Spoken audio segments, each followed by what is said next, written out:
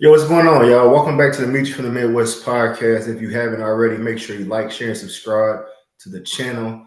I wanted to get in here and give y'all a couple of things that's going down in the NBA, and we have the NFL Wild Card Week kicking off Saturday, which is tomorrow. I want to get in here and give y'all my predictions as usual. Salute to all the teams that made it. Salute to the teams that got the bye week. Denver Broncos and Seattle Seahawks. We'll get into that in a second. I want to start with NBA. Just give you an update on this trade. I guess I wouldn't say it's a blockbuster trade, but it's an all-star, former all-star player being traded away.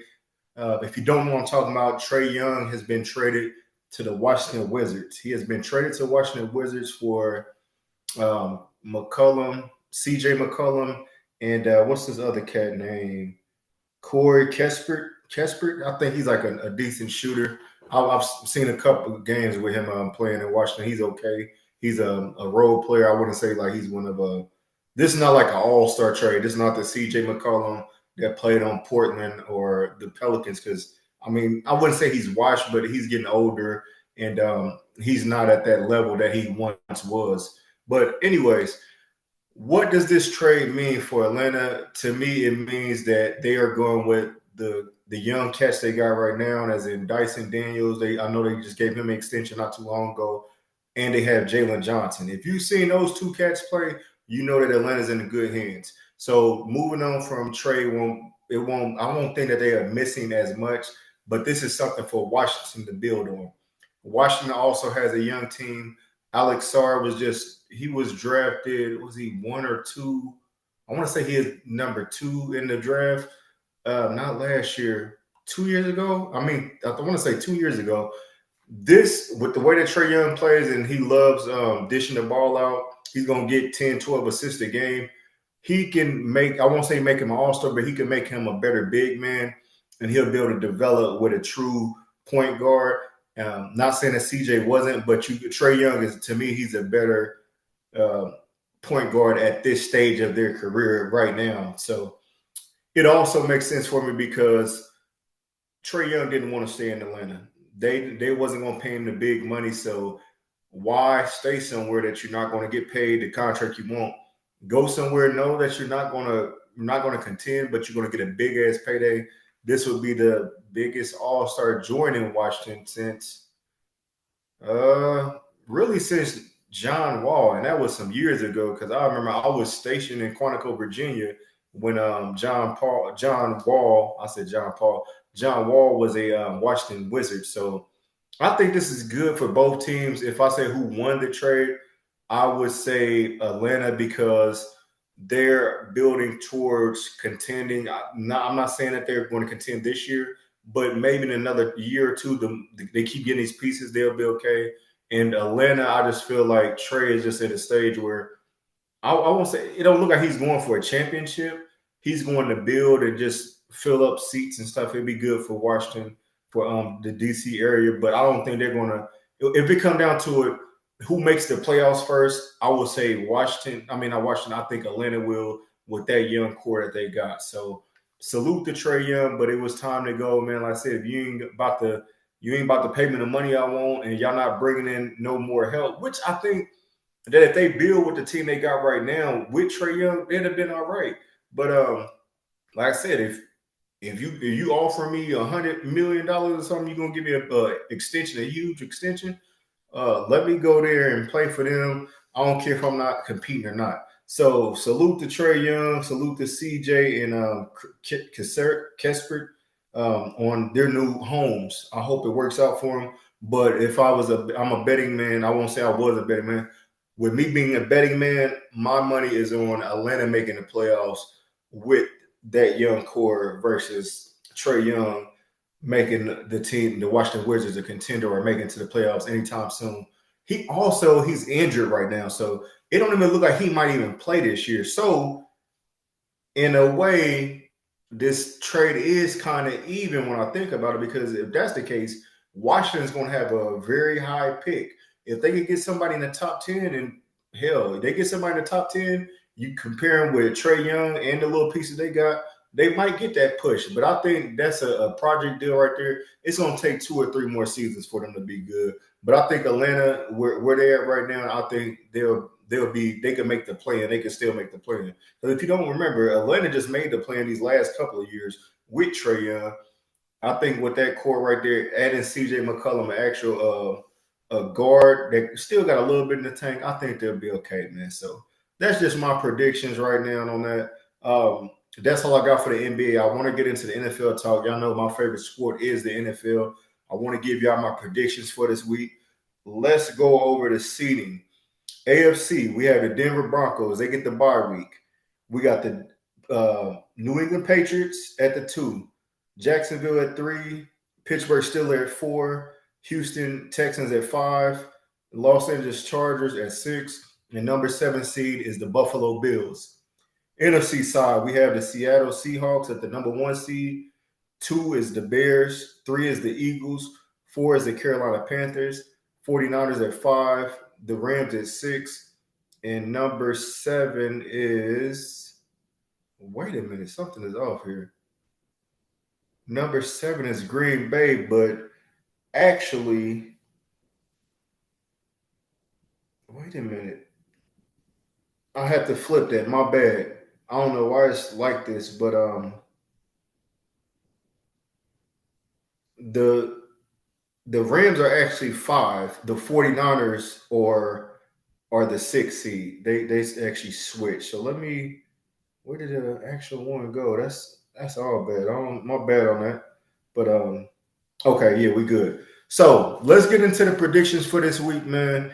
If you haven't already, make sure you hit that subscribe button. Make sure you tune in because I will be here all year round when it comes to NFL, any updates on trade rumors, anything like that.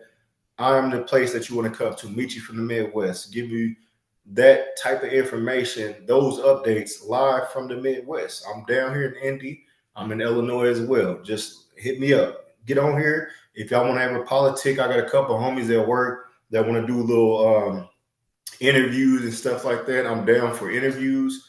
If you ever want to get on here and do a professional debate, no disrespectful type of debate, that's not what I'm aiming for. I just want to see how somebody else, how another sport fans compares certain topics the way that I do. Because at the end of the day, they're all opinions. Most of this stuff is not facts. The players got to play. But let's get into this card. Saturday, tomorrow, we have at 4:30 the Los Angeles Rams versus the Carolina Panthers. Carolina Panthers are at home because they won their division. They won the 4th seed. They will be in Carolina. Now, I know everybody's like, hey, they just the Panthers just a wash. They 7-9 or 9-7, whatever their record is. They ain't gonna be able to do nothing with Rams. Don't forget, not too long ago this year, a couple of weeks ago, actually, they already beat the Rams. Now I know you're saying, well, playoffs is a different animal, which it is, but they already beat them. So once you beat a team once, I know it's hard to beat a team twice. We always say that when it comes to sports, but if you beat a team twice and you're the underdog, you're going in this game, you're game planning like, you know what? We're gonna work on everything that we did that last game versus them Cats. We're gonna do it again, and it might work, but it might not. As far as a prediction go, I'm going with the Rams because I already coined them in. I want them to go to the Super Bowl. That's why I'm putting my money on this year to make it to the Super Bowl. So I'm still sticking with the Rams to win this one. I think Carolina will make it a game at first. I think the first half, okay, wait a minute, the Rams might have a chance to win. I mean, the Panthers might keep this game close, but I think the second half is going to determine a lot. Also, this game is going to be determined on not just what Puka Nacua could do. Is Devontae Adams 100% healthy? Now, I know that sounds crazy because nobody going into the playoff is at 100%. It's not one player on any of these rosters going into here that's 100%, but he just came back from the hamstring pull. And when you pull your hamstring, I've never pulled my hamstring, thankfully, because I don't play sports like that anymore. But you pull your hamstring, I see in the NFL, these dudes be out for a couple of weeks. And when they come back, it's still, they're not used to running on routes and stuff. As much as practice you get, practice is still different from the actual games. So as far as the prediction go, I'm going to go with the Rams and win that one. Next game for Saturday night, we have the 8 p.m. game. NFL rival that goes all the way back to the early 1900s. Green Bay Packers will be on the road against the number 2 seed Chicago Bears. What a season turnaround! What a turnaround for the Chicago Bears after last year drafting Caleb Williams, him looking not like a bust but looking okay. I wasn't too fond of him, but then this year he turned it around with the addition of Ben Johnson, the other rookies they went out and got, other receivers, the Loveland, their tight end they got. When you have a coach that's offensive coach, a coach that believes in you, and you can back it up, and they see your potential, you're going to play at a high level, and that's exactly what Caleb Williams has been doing all year. I'm not really into. I'll just tell some. I'm not really into the whole fingernail paint stuff as a grown man. But if that's his thing, that's his thing. All that matters is when you get on that field, are you coming out there playing like a little biatch, or is you coming out there to play some football? And Caleb Williams has been playing football, so salute to him, Ben Johnson, and the rest of the Bears. Kevin Byard has been showing out this year, former Titan. I think he led the league this year with 7 interceptions at a safety. That's good. I'm always happy to see my fellow former Titans still succeed in the NFL after they leave our bum ass team. But I'm going with the Chicago Bears this year, and the reason why I have to go with the Bears is because Jordan Love is coming off an injury. I'm not too sure how Jacobs going to look out there. I'm not sold on a receiver still. Like Watson is a speed receiver. Sometimes he'll give you 50 yards. Sometimes he'll give you 3 yards. I'm not sure the health of Romeo Dobbs, how he's going to look. But most importantly, that defense, those cornerbacks are suspect as hell. They're missing Micah Parsons. The whole reason why they shot up the charts was because Micah Parsons is in town. He tore his ACL this year. ACL or Achilles, one of the two. I don't want to mix up the injuries, but he's injured for the rest of the year, so they'll be without him. That's going to be constant pressure. They're not going to be able to apply on Caleb Williams, and that should give him the opportunities that he's going to need. Because if Michael Parsons was there, I think it'd be a different story. But I gotta keep it real. I think the Bears will pull this one off at home. Sunday games, we got 3 games going down, which is dope. First game, we got the Buffalo Bills versus the Jacksonville Jaguars at 1 p.m. I'm surprised with the way Jacksonville is playing this year. I know I was looking at them. I think they're like 5th in stopping the run. They're only allowing like 3.5 yards a run. I think it also said that nobody has ran for 100 yards on them yet. So if you could slow down running back like James Cook, which is one of the top 3, if not number 1 running backs this year, if you could keep him under 100 yards and Josh Allen's under a couple of yards to keep them from averaging over 100 total yards, it's going to be a long game for Buffalo, because that means Josh Allen's going to have to make the mistakes that he usually makes. And that's with him trying to throw it downfield, starting to run too much, get the fumbling, all that type of stuff. So I got to go with the Jack. I hate to do it because it's a divisional rival, but they beat the hell of us twice this year. Last year, I think they whooped us twice. So we've been on a nasty streak against Jacksonville. We was on a crazy streak against them. But I said Jacksonville looks good. Trevor Lawrence looked good. The addition of Jacoby Myers has helped the offense with the receivers. Brian Thomas is starting to come alive again. This rookie they got, Parker Washington, is on kick return, and I think he's their slot receiver. He's been looking good. And overall, like I said, Trevor Lawrence been looking pretty good. So I'm going to go with Jacksonville to pull this one off. I just don't believe in the Bills. I think Josh Allen, unfortunately, is going to have to do too much. And after a while, he's just going to have to, going to have to give it up. The defense is going to give up yards. And I just don't see Buffalo winning this game. So I'm going to go Jacksonville. 4:30 game, we got this San Francisco 49ers and the Philadelphia Eagles. It feel like these cats play each other like every 2 years. The defending champs, Philadelphia Eagles, find themselves in a wild card. The offense is still suspect. Barkley hasn't looked like the Barkley that he was last year. A.J. Brown wants the ball more. He's been getting the ball more. Devontae Smith has been going around with no complaints. Jalen Hurts has been finding ways to win these games.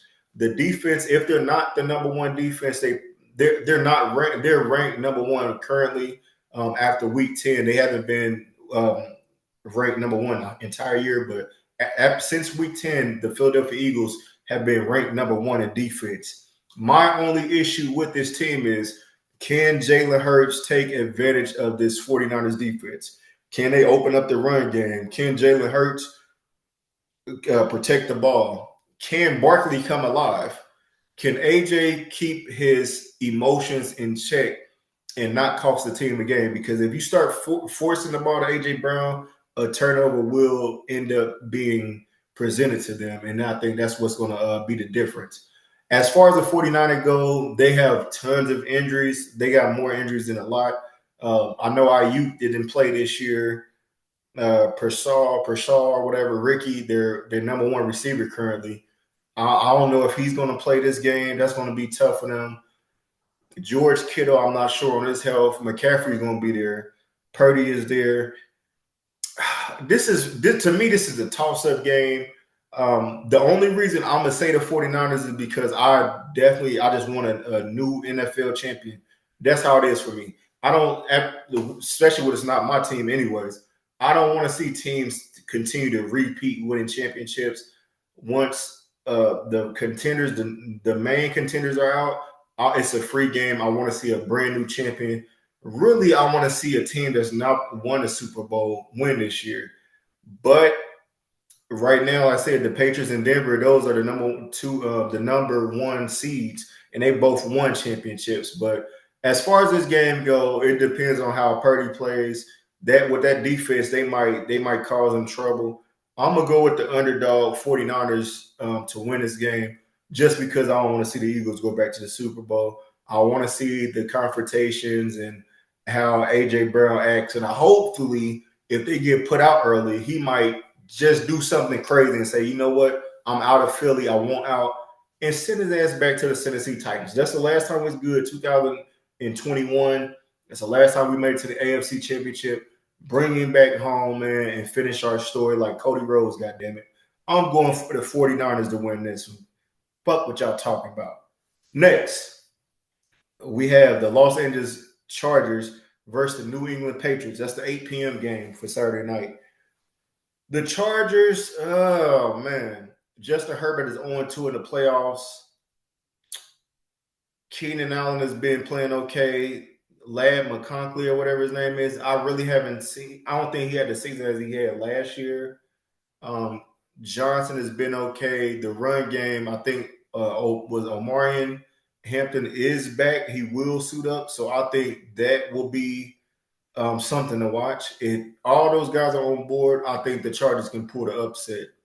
The Patriots, on the other hand, with them winning as many games as they did this year, I know that they're going to be out there to try to make some noise. They're not going to let Drake May be one of the top MVP vote getters right now and let him go out the first round. Because if he does that, he's not winning MVP to me, at least.